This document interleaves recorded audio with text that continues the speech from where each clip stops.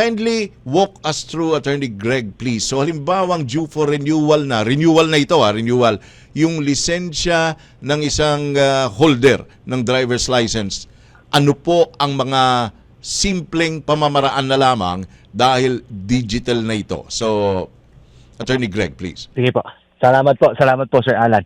Ganito po para po sa ating mga kababayan, kung kung due for renewal na po kayo or kahit po hindi pa po kayo due for renewal, pwede po kayong pumunta sa eGov app. eGov app, yes. Oo, okay. Pagpunta niyo po sa eGov app, piliin niyo po yung NGA. NGA? Yung National Government Agency. Opo. National Government Agency. Okay. Yung paggawa naman po ng eGov application ay napakadali lang naman po. Mag-guide na po kayo doon. Pag napili niyo na po yung NGA, hahanapin niyo po yung LTO.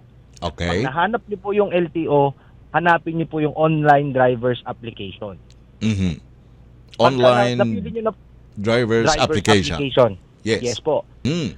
Andun na po ang mga instruction. Kailangan po, kung hindi pa po kayo due for renewal, hindi niyo po muna kailangan pang mag-undergo ng online driver's enhancement program. Ayun. Kung matatandaan niyo po, yung ODEP, ODEP na tinatawag. ODEP na tinatawag. Kung matatandaan niyo po, ngayon po ang proseso natin, simula po nung isang araw, di ba? Ang proseso po natin, CDE, yung po tinatawag nilang Comprehensive Driver's Examination. Okay. Ito po, tinanggal na po natin yan, yung exam na yan. Ang ipapalit po, ODEP. Para po ma-ensure natin na ma-review at maturuan ulit kahit po mga driver's license holder ng mga batas trapiko. Ang ODEP po ay parang seminar po ito. Meron pong mga video lectures na kailangan pong panuorin ng isang driver's license holder. 5 oras po ito. Pagkatapos po, meron pong exam. Okay. Itong ODEP again is Online Drivers Enhancement Program. Opo. Tama po. Basically, 5 oras na manunood ka, makikinig ka doon sa lecture para ma-refresh o madagdagan ang iyong mga kaalaman tungkol sa pagmamaneho. Maaring may mga bagong alituntunin o kailangan may mga nalimutan na, gaya nung iba, nalilimutan na meron palang batas na kung tawagin ay ADA o Anti-Distracted Driving Act, yung mga ganon. Opo. 5 hours yon. Tama po. Tama po, Sir Alan. Yun po. 5 oras po yon, tapos meron pong exam. Pagka pa pumasa na po doon, mai-issuehan na po ng ODEP certificate. Ayun. Yung exam na binabanggit ninyo, Attorney Greg Pua, sir, na mag-o-ODEP siya ng 5 oras. Pagkatapos noon, yung exam, online din yung pag-take ng exam na yun, sir? Opo, online din po. Doon din po. Kasi pag pinindot po natin yung ODEP certificate doon po sa eGov, mare-redirect po tayo sa mga providers naman po nitong ODEP. Okay. So, merong mga providers. Pero kumbaga, magkakasama na sila dun sa app na yon, kaya mas pinasimple. Opo, hindi nyo na po kailangan pang palipat-lipat. Mare-redirect na po kayo. Pagkatapos po ng ODEP, ay babalik na po kayo din sa eGov. Yun naman pong medical certificate. Pag clinic nyo naman po yun, mare-redirect naman po kayo sa mga medical clinic providers. Okay. Doon po pipili na po kayo. Kayo po ang pipili ng schedule. Ang utos po natin sa ating mga medical clinics, kailangan po 24/7 dahil ito pong 24/7 ha? Opo, ito pong ODLRS na tinatawag natin ay available din po para sa ating mga kababayan na OFW. Dahil alam naman po natin yung time difference. Of course. 24/7 po. Ito po, kayo po ang pipili mismo ng oras at araw kung kailan nyo po gustong mag-undergo ng medical. So, at itong medical... So, yung medical is online na rin, parang teleconsulting, pero nakaharap kayo more or less sa camera, ganun ba yon? Tama po yun, sir. Tama po. Opo. Online na rin po ito. Ayun nga po yung aking sasabihin. Online na rin po ito. Pag clinic na po kayo, buksan nyo lang yung camera, via Zoom po yata ang gagamitin. Tapos, may doktor na po doon sa kabilang linya. Okay. So, pagkapasa po nun, Opo. bibigyan na po kayo ng medical certificate. Tapos, ang susunod po dito, pipicturehan nyo po yung inyong driver's license. Na yung existing o yung about to expire? Yon. Yes po, yung existing. Mm-mm. Yung existing. Mm. Kasi po meron pong AI generation po yung ating sistema.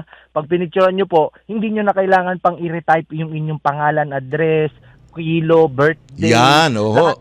Lahat ng nasa lisensya, AI generated po yun. Tapos ilalabas po yun, mari-review nyo po kung tama yung nabasa ng AI. Mhm.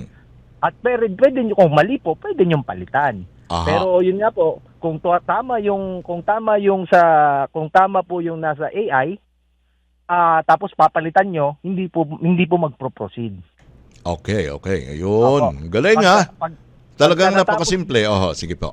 Opo. Pagka natapos na po ito, pagka natapos na ninyo yung sa paglagay ng detalye, ang susunod po, picturean nyo po yung sarili nyo. Ito po, ang instruction lang po dito, dahil ang standard po ng picture sa mga IDs, dapat po white background. White Picturean nyo background. po. Okay. Opo. I-upload nyo rin po yung picture nyo na may white background. Dahil kung ano man po yung i-upload nyo na picture, yun po yung lalabas sa bagong nyong lisensya. Updated na yung Opo. litrato. Okay. Opo, updated na po. Ang signature po, doon nyo na rin po gagawin sa inyong cellphone or laptop or iPad. Aha. Pagka natapos na po yon, magpo-proceed na po kayo. Ipiprint na po yan ng LTO office na inyong pinili. Kasi pipiliin nyo rin po kung saan nyo gustong mag-transact. Kasi pagka na-print na po yan, i-inform po kayo. Na-print na po yung inyong card, ready for releasing.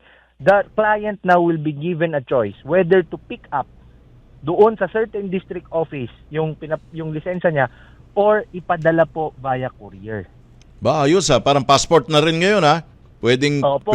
pick upin, pwedeng via courier i-deliver mismo sa registered address. Ganun. Tama po yun, Sir Alan. Pagka na-pick up nyo po, pag ang pinili nyo po ay delivery via courier, mariredirect po kayo sa ating mga courier providers. Tapos kayo na po ang magbo-book noon. Ayun. Okay. So, babalikan ko ng konti, Attorney Greg, ano? So, ang mga kailangan, undergo ka nung 5 oras na ODEP. Pagkatapos mong mag-ODEP ay kukuha ka ng examination din online. Pagka nakakuha ka, bibigyan ka ng certification na ikaw ay natapos at pumasa sa exam. Tapos magpapamedical. Pagkatapos, pag okay ng medical mo, bibigyan ka ng medical certificate. Na ngayon, manual pa. I mean, before, manual na ngayon, electronic na lahat. And then, pipicturan mo yung lisensya mo, and then, pipicturan mo yung sarili mo with white background. Ang mga ito ay nakastore na lahat dun sa data mo online, di ba? And then, pag lahat ito ay accomplished na, yun na. Print na po. Tatrabahuhin na Bayad. Bayad. Ayan, po. teka. Yung bayad, Sorry. teka. Oo. Yung bayad. Magkano ngayon? Online din po. Oo. Online din. Opo. Magkano na nga, alimbawa, through electronic o mga e-cash apps po pwede, no? Magbayad, ganun ba? Or yung, magkano na nga ngayon para sa driver's license renewal, sir? Ang 560 po, 560. Ayan. 560 or 660. Nandun Aha. po sa dalawa, hindi ko lang po. Oh, matandaan, sige. Sir Alan. Okay, pero yung ODEP, halimbawa, syempre ikaw ay a-attend nung ODEP, which is actually a 5-day, 5-hour seminar. Yun ba may bayad din yun? Meron din po.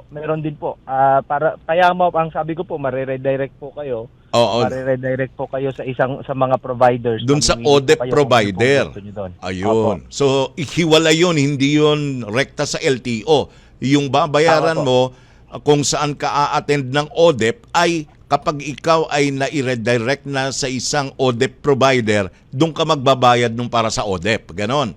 Tama po ba? Tama Okay. po. Tama po, Sir Alan. And then, para dun sa renewal na ng iyong lisensya, pagbalik mo dun sa ng LTO mismo, doon ka na rin magbabayad electronically or online ng renewal fee for the driver's license, which is 585. Mga yon, sir. Parang 560 po, Sir Alan. 560. Or 660. Ayun. Opo.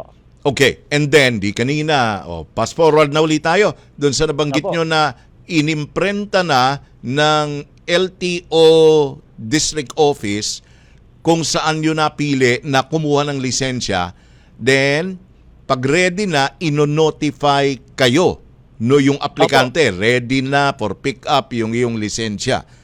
And then, Tama po, Sir Alan. Okay. Tapos, and then po, mamimili na po yung ating nga pong kliyente kung gusto niya po ng pick upin or gusto niya pong ipa-deliver yung kanyang lisensya. Okay. Kapag pinili niya po yung courier, mariredirect naman din po ulit siya sa atin pong LTO tracker kung saan pwede po siyang mag-book kung sinong courier po ang gusto niyang magpadala ng kanyang lisensya.